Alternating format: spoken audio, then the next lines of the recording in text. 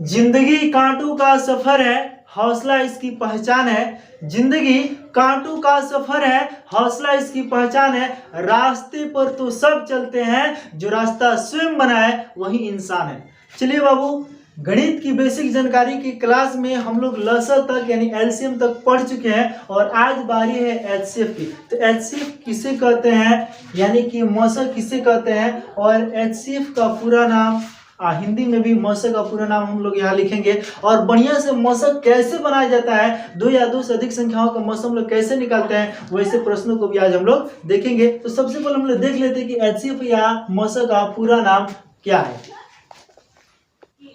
देखिए यहाँ पे मौसक का पूरा नाम होता है, मौसक होता है महत्तम और स से होता है समापवर्तक। मौसक को अगर जिस तरह से मौसक छोटा नाम है शॉर्टकट में लिखे हैं, ठीक है ना, उसी तरह से एचसीएफ को छोटा नाम दिया जाता है, ठीक है ना। अंग्रेजी अगर मौसक हिंदी में बोलते हैं तो एचसीएफ इंग्लिश में बोल दीजिए, और एचसीएफ का पूरा नाम होगा हाईएस्ट कॉमन फैक्टर, ठीक है ना। जब महत्तम समापवर्तक का अंग्रेजी पूछे तो हाईएस्ट कॉमन फैक्टर बोलिएगा, और जब मौसक का अंग्रेजी पूछे तो एचसीएफ बोलिएगा, क्योंकि मौसक छोटा है तो छोटा एचसीएफ बोलेंगे, महत्तम समापवर्तक ये बड़ा है इसलिए हाईएस्ट कॉमन फैक्टर बोलेंगे, ठीक है। तो कैसे मौसक निकाला जाता है दो या दो से अधिक संख्याओं का, उसको हम बताते हैं, लेकिन उससे पहले थोड़ा सा इसके बारे में हम बोल देते हैं। देखो महत्तम का अर्थ ही होता है बड़ा, बड़ा ही नहीं सबसे बड़ा। महत्तम का अर्थ क्या होता है, सबसे बड़ा। जिस तरह से आपको लसम में यानी कि लघुत्तम का अर्थ बताया था कि सबसे छोटा, उसी तरह से महत्तम का अर्थ है सबसे बड़ा। जब हम दो या दो से अधिक संख्याओं का मौसक निकालते हैं ना, जो आंसर आता है मौसक का, तो वह आंसर जो होता है उसके बारे में हम कह रहे हैं। मौसक का जो आंसर होता है वह बड़ी से बड़ी संख्या होती है, ठीक है ना।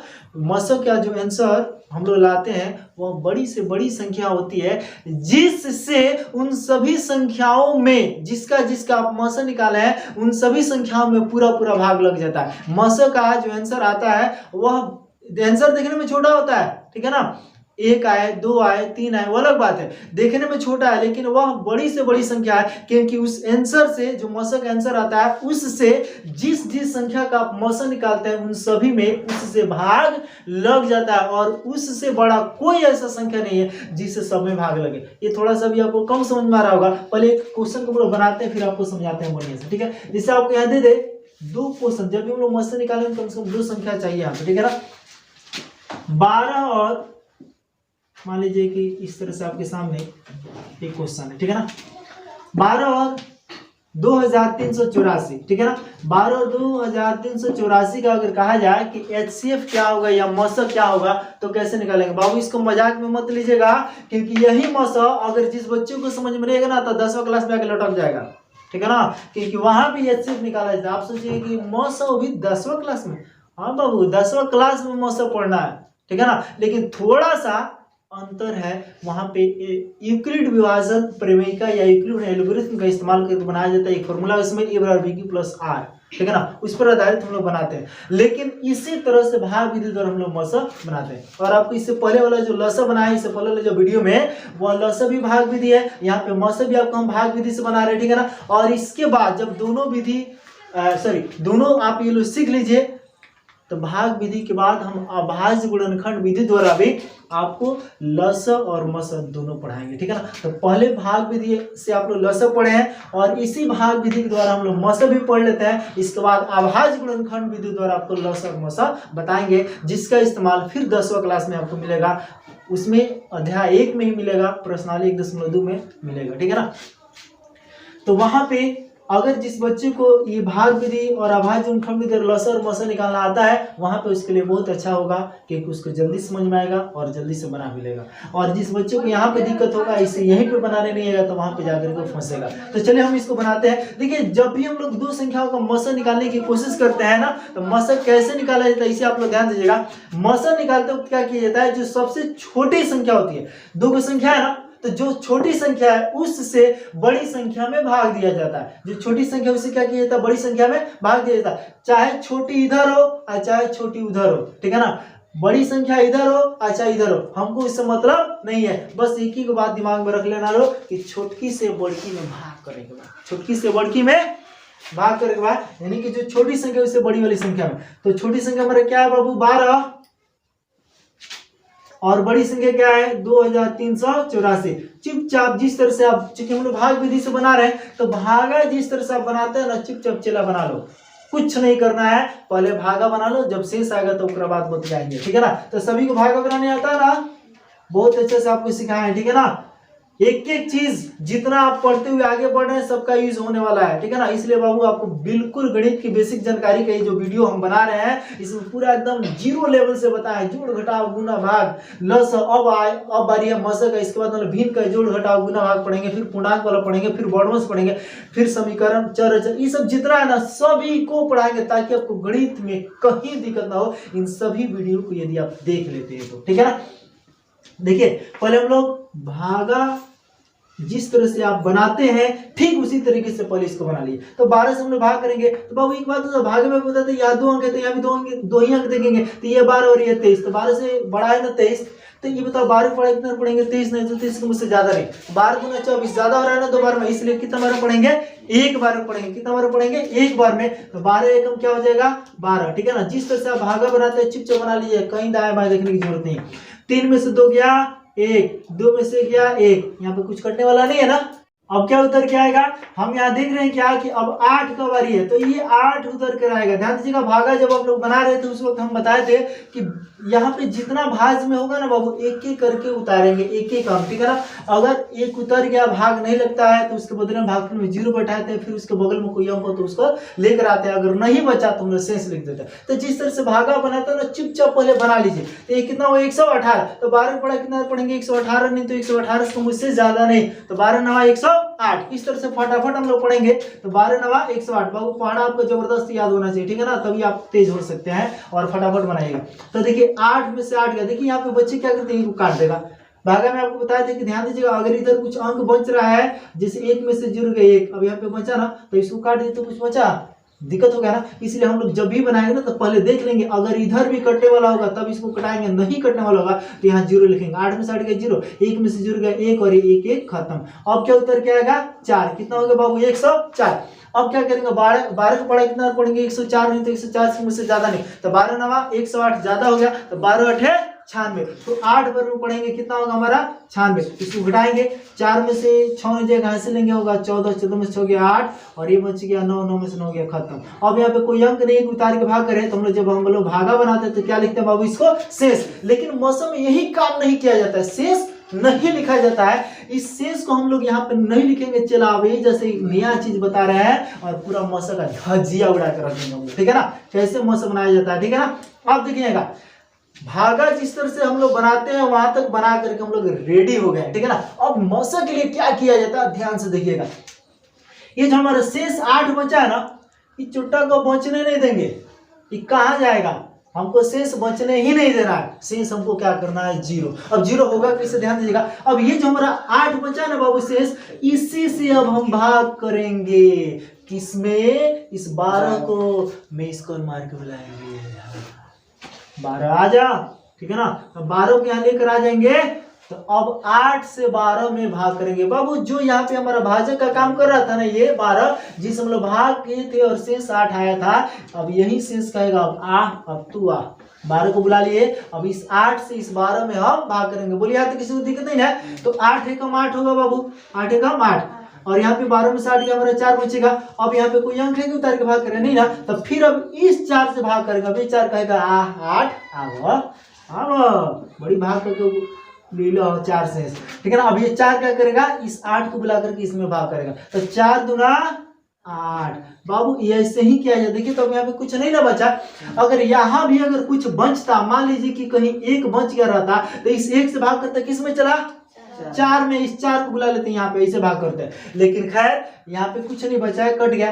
तो ऐसे ही आप लोग बनाइएगा, जैसे यहाँ पे कुछ बचेगा उसको इसे घेर दीजिएगा और इसको यहाँ पे यानी कि जिससे भाग करके वो शेष आया था, भाग की तो शेष आया था, उसको यहाँ पे ला करके उसमें भाग दीजिएगा। तो यहाँ पे कुछ नहीं बचा तो हम क्या करेंगे, ये जो हमारा कट गया है बस यहीं तक स्टॉप। अब सवाल है कि अब हम मौसम का आंसर लिखते कैसे, तो ध्यान दीजिएगा जिससे भाग करने पर लास्ट में जिससे आप भाग किए हैं, जिससे भाग करने पर यह पूरा पूरा कट गया ना वही हमारा आंसर होता है। तो इस 4 से ही ना भाग किए तो पूरा पूरा कटा है, यानी कि शेष क्या हो गया 0, इसलिए 4 आंसर होगा मस का। तो मस का आंसर लिखेंगे कैसे, ध्यान दीजिएगा, लिखिएगा अतः 12, ये जो ऐसे लिखा हुआ है क्वेश्चन, इसको ऐसे उतार दीजिएगा, 12 और 2384 यानी 2384 का मस, चाहे आप HCF भी लिख सकते हैं, ठीक है ना, HCF बराबर या मस बराबर 4 आंसर, ऐसे लिखा जाता है। तो उम्मीद करते हैं कि यहाँ पे दो संख्याओं का मस बनाना आपको